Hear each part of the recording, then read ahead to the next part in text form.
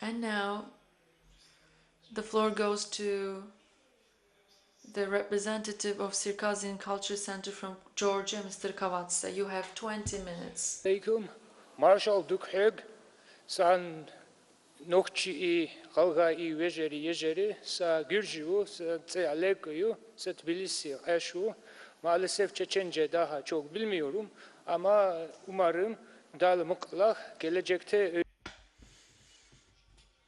Yes, my presentation will be about the Circassian genocide. This genocide took place and started in the 19th century, but unfortunately it is still underway. And our president of our association was also going to come and be with us here today, but unfortunately he could not make it. That's why I came in his stead, and I will read his presentation. Circassians are a nation, and Circassians live in the northern Caucasus in a couple of independent states. Outside these independent states, Circassians also live in northern Ossetia and several different provinces in the region. Outside Caucasus, they also live in Turkey, Syria, Israel, Jordan, Kosovo, Egypt, Iraq, and United States of America, Germany, and many other countries around the world. Circassians' total population vary between 2 million to 5 million. The Russian-Circassian War was full of violence for Circassians. Thousands of Circassians, Nogash, Ubay, Abasa, Ossetians, and Dagestan peoples were had to flee their land, and this war actually had the biggest impact on the Circassians, and during this war, the Tsarist Russia, in a pre-planned manner, killed people living in this region and tried to expel these people from the region through military means. And during this process, ethnic cleansing was carried out. And in 1924,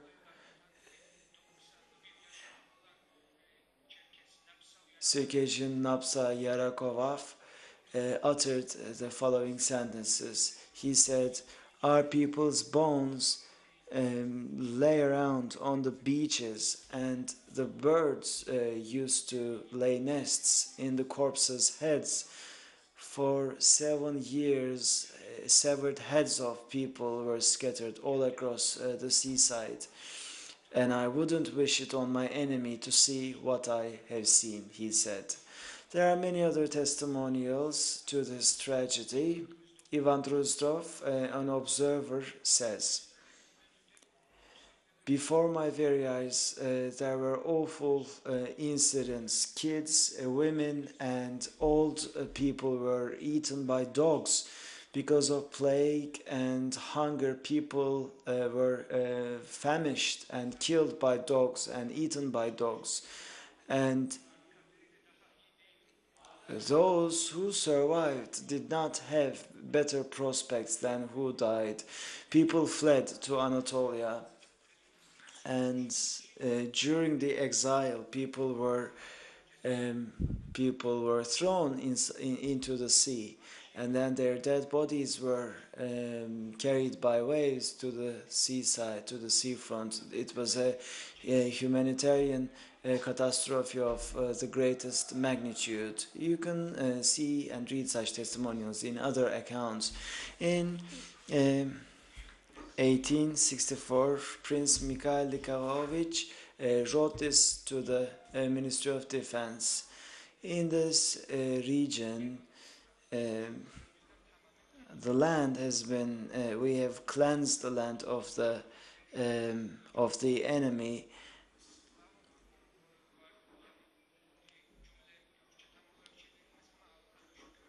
and also in this report he said, "Thankfully, this was carried on. The Circassians still wanted to solve this problem through peaceful means and remain within the borders of Russia. And Hasan Buthau, Hacı Grantur Pakarchech, and Ismail Hamak got together and decided on a delegation, and these people went to Tbilisi first and then went to Kuban, and from Kuban they wanted to say Alexandra II. But unfortunately this was not accepted because Russia did not want to solve this issue through peaceful means. Dmitry Mitilin sent a letter to the emperor, and this report pleads with the emperor that genocide should go on. And here's what it says: Your Majesty, there are three peoples, Abzak, Shapsan, Ubuk, fighting against us. They have set up a delegation and sent it to Tbilisi, and they want to see you in Kuban. But the Circassian delegation and their peace initiatives would hamper our interests in the Caucasus. We should deploy Kazakhs in this region and get rid of the indigenous populations, and then as such control the Caucasus. General Sas committed the Circassian genocide. Mikhail Dafarov says that in 1834, between 34 to 36, Sas destroyed the Ezorok, Halklis, Laple, Tamo, Sapur, and other villages, and completely destroyed them. And here the motive was to subject Circassians to terror, and their abandoned villages were full of severed heads and hanging bodies from hollows. In Germany and in Russia, skulls of Circassians were being sold. A Russian writer says, General Zas, in order to scare people off, put people's heads on sticks on a hill and exhibited those heads, and the wind was moving the hairs on these heads. So the Circassian genocide can be evaluated through testimonials of this nature. Also, some of the Russian commanders were rather complaining about such a violence. General Nikolai was quite concerned about the Caucasus War. He said, I am the only person that protests this war. That's why I'm going to leave this place. What we did in the Caucasus are akin to what the Spaniards did to the Native Americans, but here there is no, we're not heroes, and hopefully we will eventually change the course of history and get out of this region. Because of these policies, many peoples in the region were annihilated, and when Yeltsin and Putin came into power, this violence continued, and their occupation of the Caucasus continued, and many local people suffered great losses, and many people were physically removed. And in the 19th century, this process had actually started, and many people were kicked out of their own homelands, and many people had to flee the region to go and live in the Ottoman Empire. Middle Eastern countries exhibited resistance towards imperial powers, and Circassians also wanted to do the same. In the Tsarist Russia, um, there were awful practices against local populations. There was a demographic onslaught, and ethnic cleansing was carried out. People were forcefully kicked out of their homelands, their crops were burned, and poverty artificially was initiated, and towns and villages were demolished. There have been so many genocides in the history of the world, Bosnia, Rwanda, but Circassian genocide is peerless in that the Circassian people lost 2/3 of their populations plus their homeland, and Circassian people live scattered all across the globe in more than 50 countries. Based on historical facts, and based on the findings of the researchers, we can surmise that in the 19th century, during the Circassian War, the Russian Empire, by their political and military powers, there was a planned ethnic cleansing in the Circassian land, and Kazakh people were installed instead of Circassians, and 90% of the Circassians after this military operation were annihilated or kicked out of their homeland. And during the Russian war, more than 20% of the population was lost. That's why these actions are genocide. And within the Russian Empire, we can find archives that confirm this genocide. And Adolf Berger, a historian, says that more than 400,000 Circassians died during this war, and 194,000 fled their land, and only 80,000 people stayed. So that is to say, based on these official records, 40% of the people were lost. And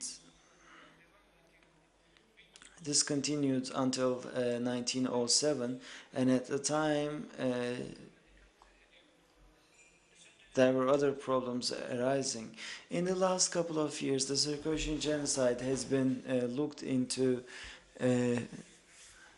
by Western historians. An American called Stedman has made some research, and apparently right now there are 6 million Circassians living around the globe, and more than 700,000 people live in the region. In Kvahadze, Balkarta, 500,000. In Circassia, 80,000. In Azaka Republic, 109,000. In the historical homeland, only 10% of the Circassians still live. 90% of the remaining Circassians live in other countries all across the globe. Turkey has more than 3 million, 100,000 in Germany, in Jordan, 15,000 in France, 15,000 in the States, 5,000 in Israel, and so on and so forth. Many historians and Western researchers recognize the genocide. And today, the Circassian genocide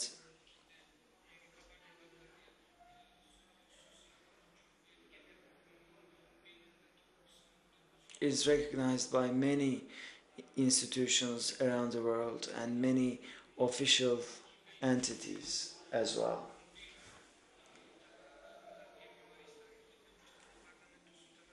Also, the Georgian parliament recognized the Circassian parliament, and Georgia is the only UN member country who recognized this. And after this recognition, many Circassian associations became much more active all across the globe.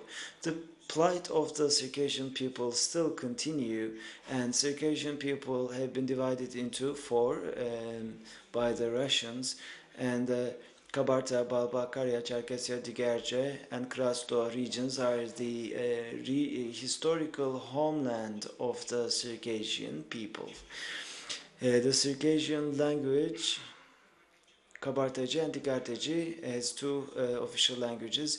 UNESCO also conducted a survey, and Circassian language is under the threat of being extinct. Every year, the Circassian classes are decreased in the schools, and also